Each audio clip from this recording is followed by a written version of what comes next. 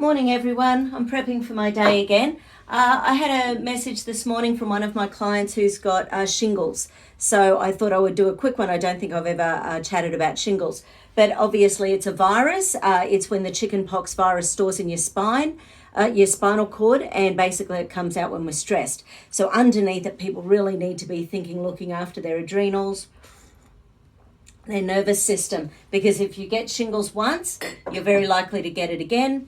And unfortunately, it's to do with adrenal fatigue. So, but that's long term, because when you've got the pain, working on your adrenals doesn't actually help the pain. What you need to be doing is getting the virus out of the nerves. So the big things we need to do with that are things like medicinal mushrooms. So in Australia, we've got super mushroom complex. We've got things like 5 mushroom combinations. I've got individual mushrooms like Coriolis and reishi and that sort of thing in herbal combinations.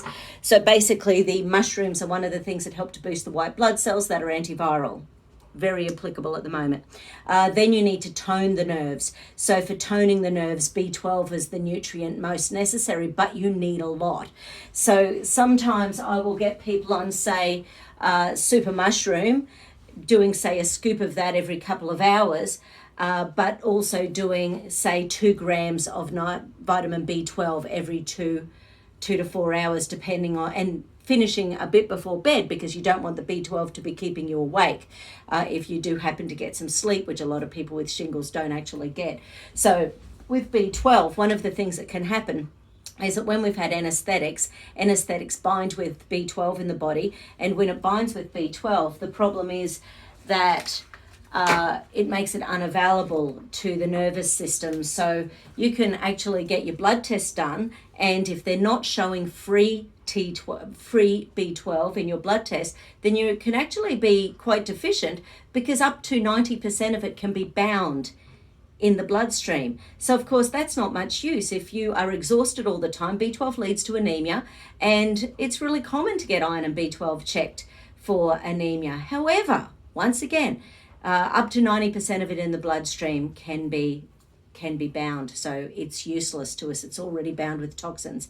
Now, the thing about B12 as well is that we have a very specific area where we absorb most of our B12, and it's 2 inches either side of our cecum, our appendix.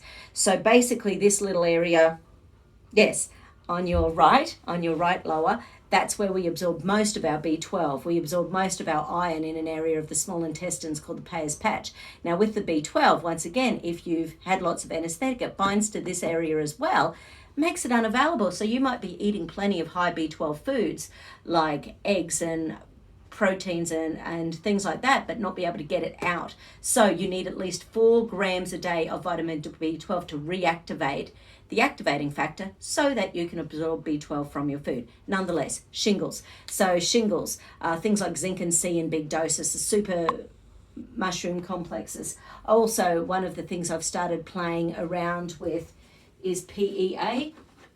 I'm going to get it's a delightful, palmilatothanelamide, PEA. It's in the cannabinoid family. A lot of research showing that is fantastic for toning the nerves long term as well. Anyway, just a few thoughts on shingles. Have a great one.